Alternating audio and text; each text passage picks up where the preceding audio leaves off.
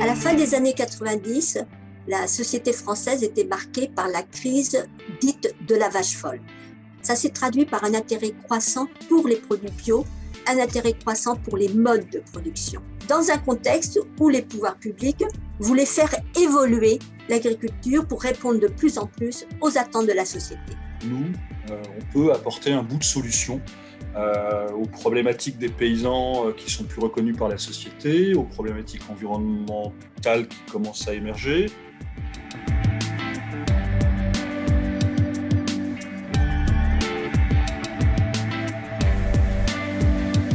Un rapport avait été établi par M. Ricois, présentant un ensemble de recommandations. Au sein de celle-ci, la création d'une agence bio occupait une place centrale.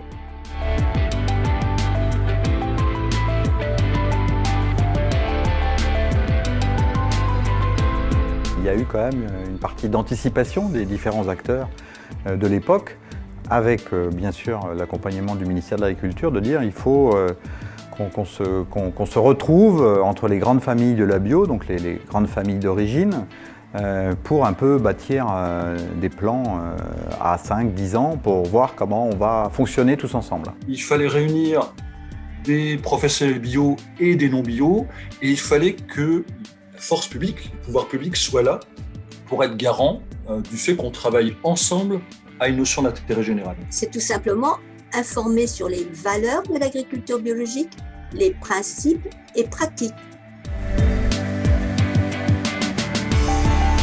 Le programme de communication était mené avec beaucoup de pédagogie et il était caractérisé par de nombreuses rencontres sur le terrain.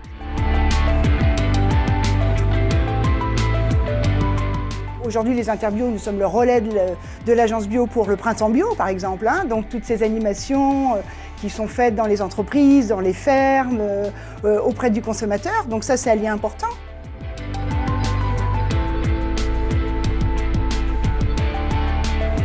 En fait, ça a été ça aussi les enjeux. Quel sens on donnait à la bio et comment les territoires pouvaient s'exprimer. L'agence bio, ça a été aussi l'endroit où on a pu accompagner un certain nombre de filières à se structurer, donc aller vers de la contractualisation pour que les producteurs puissent se projeter avec leurs acheteurs sur l'avenir. Et c'est ça qui a été intéressant, avec notamment la création du Fonds Avenir Bio, donc pour accompagner spécifiquement les entreprises de la bio dans tous les territoires.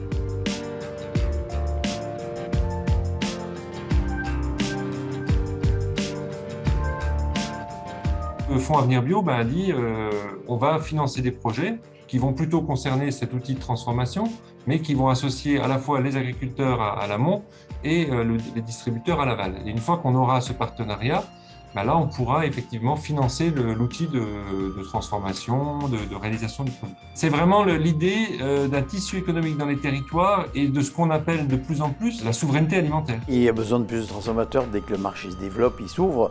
En l'espace de 5 ans, 5 dernières années, le marché a doublé en volume de produits commercialisés et vendus chez nos clients distributeurs. Donc il faut que l'outil de transformation se mette à la page, donc il faut investir, créer de l'emploi, moderniser nos outils et en même temps innover. Au départ, les cahiers des charges étaient nationaux en France. Et puis, à un moment donné, on s'est rassemblés, on a mis les cahiers des charges ensemble, tous les pays européens. Donc, nous avons des cahiers des charges qui sont aujourd'hui européens et nous avons évidemment un logo européen. Tout le monde connaît les produits bio au jour d'aujourd'hui. C'est devenu une alimentation qui est connue.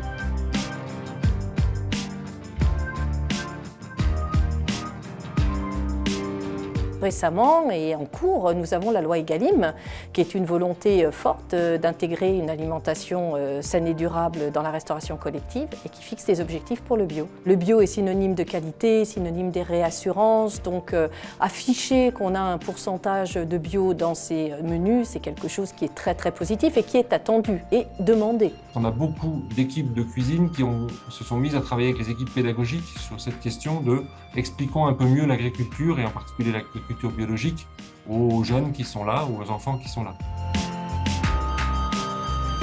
Le bio en France aujourd'hui, c'est rentré dans les mœurs pour ce qui est des courses du quotidien. Il y a 9 Français sur 10 qui achètent du bio au moins une fois de temps en temps. Il y a un moment où on n'a plus parlé seulement de vouloir manger et consommer bio pour sa santé, mais pour l'environnement. C'est deux choses. C'est prendre soin de soi en achetant des produits sains et de qualité. Et puis c'est prendre soin aussi à la fois des producteurs et à la fois de l'environnement.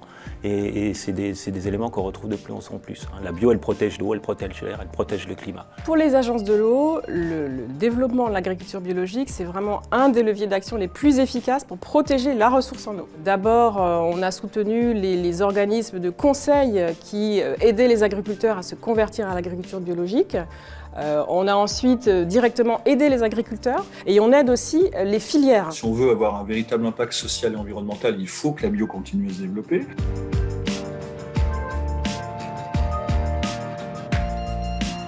Entre les 1% qu'on était au départ et les 12% de producteurs qu'on est au jour d'aujourd'hui, il y a franchement vraiment un grand pas qui a été franchi. On est à 18% des emplois agricoles qui sont des emplois bio. Donc voilà, ça veut dire que c'est un secteur économique qui se porte bien et qui se développe. Il y a une ferme sur deux qui vend en bio, donc ça fait plus de 25 000 points de vente.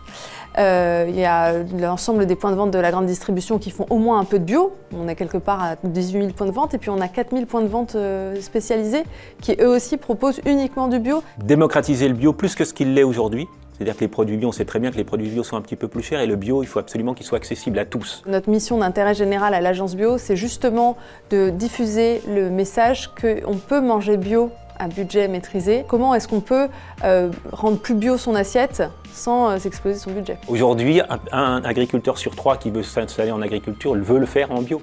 Donc ça veut dire qu'il y a vraiment un élan et c'est ça qu'il faut accompagner. Quand on a tous l'objectif de développer le bio français, il n'y a pas de mur, il n'y a pas de silo, il n'y a pas de chapelle. L'essentiel, c'est qu'on avance tous ensemble pour un monde demain plus bio.